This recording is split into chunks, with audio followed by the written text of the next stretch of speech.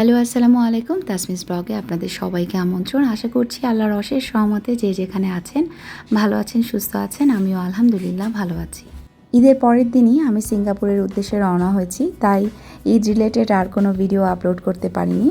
আর আমি যখন কোথাও যাই বিদেশে বা বাংলাদেশের ভিতরে যেখানেই হোক, আমি একটা কাগজে সব কিছু লিখে রাখি কোনটা নিতে হবে। তো সেই রুটিন অনুযায়ী আমি জিনিসপত্র একটা ব্যাগে রেখে দেই, আর পরবর্তীতে যাওয়ার আগে সুন্দর করে আবার দেখে গুছিয়ে নেই। তো চারপাশে কিন্তু অনেক নয়েজ, অনেক কষ্ট করে আজকে ভয়েসটা দিচ্ছি, কারণ বুঝতেই পারছো একটু তাড়াহুড়োর ভিতরে আছি। তো সব কিছু গুছিয়ে নিচ্ছি এবং ভালো করে যখন গুছাবো তখন সেটাও শেয়ার করছি তোমাদের সাথে।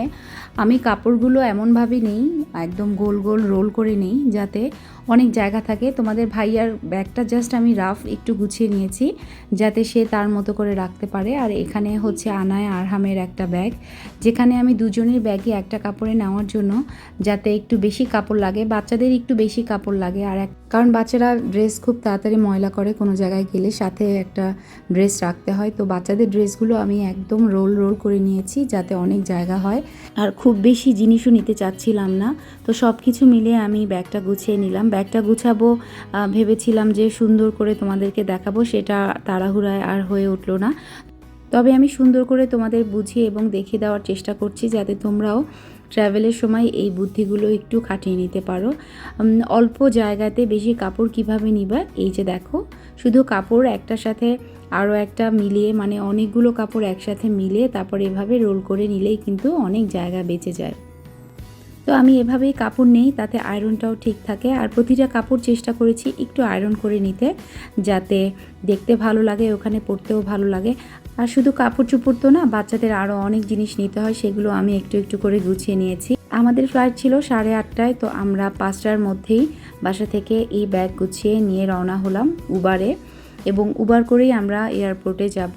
আর কত টাকা লাগলো, কোথায় গিয়ে উঠেছি, এই সব কিছুর ইনফরমেশন হয়তো সুন্দর করে আমি দিতে পারবো না, কারণ আমি ট্রাভেল ব্লগার না। তারপরে যতটুকু সম্ভব কি কি লাগবে, কি কি প্রতিকূল পরিস্থিতিতে তোমরা পড়তে পারো, সব কিছুই সুন্দর করে বুঝিয়ে দেওয়ার চেষ্টা করি প্রতিটি ব্লগে, যাতে মায়েরা খুব নিশ্চিন্তে কোনো জায়গায় বাচ্চাদেরকে নিয়ে ঘুরতে পারো।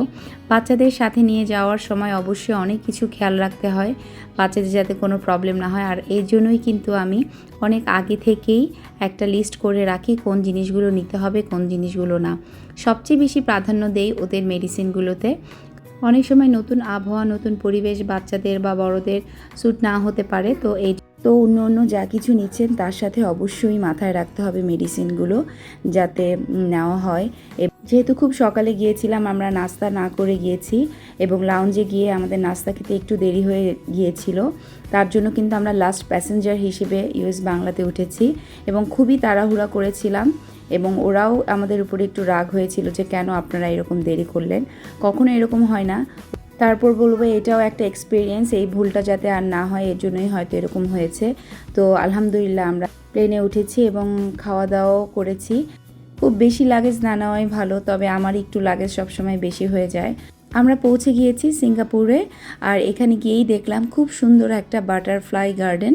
এখানে ঢুকলাম আমার হাজব্যান্ড বাচ্চাদের নিয়ে, এবং অসাধারণ সুন্দর প্রজাপতিগুলো একদম হাতের কাছেই ছিল।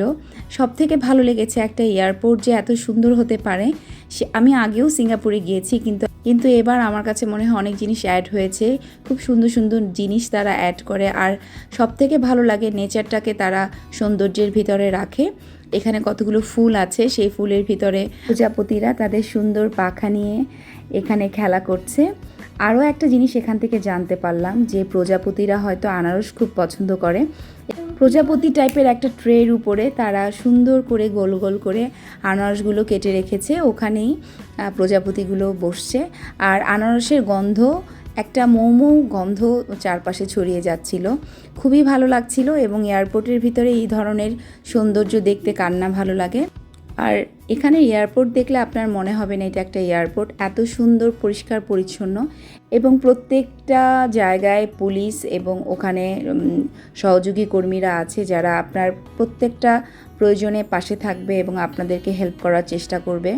আমরা ট্রেনে আমাদের ব্যাগগুলো নেওয়ার জন্য যাচ্ছিলাম। আর যারা নতুন যায় অনেক সময় ভুল হয়ে যায়, কিন্তু সেক্ষেত্রে ওখানে পুলিশ আছে, তারা আপনাদেরকে হেল্প করবে। আর একটা জিনিস দেখলাম, যাদের সাথে বাচ্চা আছে তাদেরকে আলাদা একটা রোতে দাঁড় করিয়েছে, যাতে বাচ্চা নিয়ে বাবা মায়েদের কোনো প্রবলেম না হয়, তারা যেন আগে আগে চলে যেতে পারে। বাট এই জিনিসটাই আমি বাংলাদেশ এয়ারপোর্টে দেখলাম। বাচ্চা নিয়ে আমি দীর্ঘ লাইনে দাঁড়িয়েছিলাম, যে কারণে আমার অনেক দেরি হয়ে গিয়েছিল। ছোট্ট একটা সহযোগিতা, এই যে মানবতা, এটাই একটা দৃষ্টান্ত, এবং এভাবেই কিন্তু অন্য দেশের প্রতি আপনার ভালোবাসা তৈরি হবে।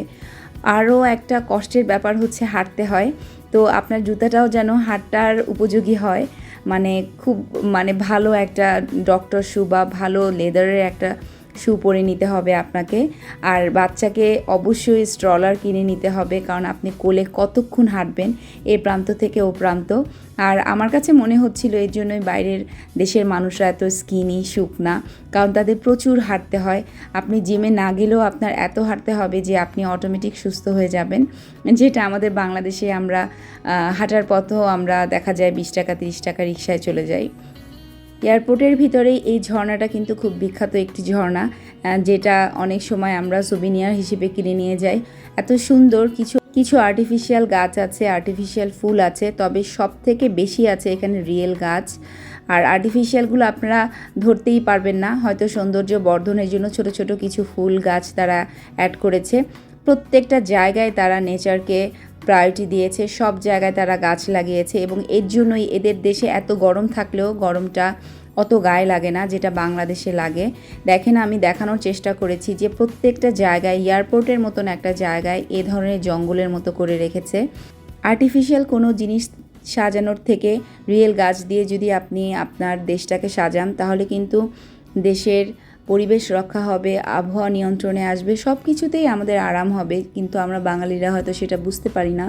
একটা মুভি দেখেছিলাম ইন্ডিয়াতে, একদিনের জন্য মনে হয় প্রধানমন্ত্রী হয়েছিল। তো আমি চাই 1 বছরের জন্য কেউ যদি আমাকে প্রধানমন্ত্রী করতো বা দেশ গুছানোর সাজানোর দায়িত্ব দিত, আমি মনে হয় এই দায়িত্বটা নিতাম, যে ঢাকা শহরটাকে কিভাবে সুন্দর করে সাজানো যায়। যদিও এই দায়িত্বটা আমাকে কেউ দিবে না, তারপরও ঊর্ধ্বতন কর্তৃপক্ষরা যদি আমার এই ভিডিওটা দেখেন, আমি বলবো বাংলাদেশ সাজানোর জন্য, অথবা ছোট্ট সিটি ঢাকাটাকে সাজানোর দায়িত্বটা আমাকে দিতে পারেন। আমি দেখিয়ে দেওয়ার চেষ্টা করব কিভাবে গাছপালা দিয়ে দেশটাকে সুন্দর করে সাজানো যায়।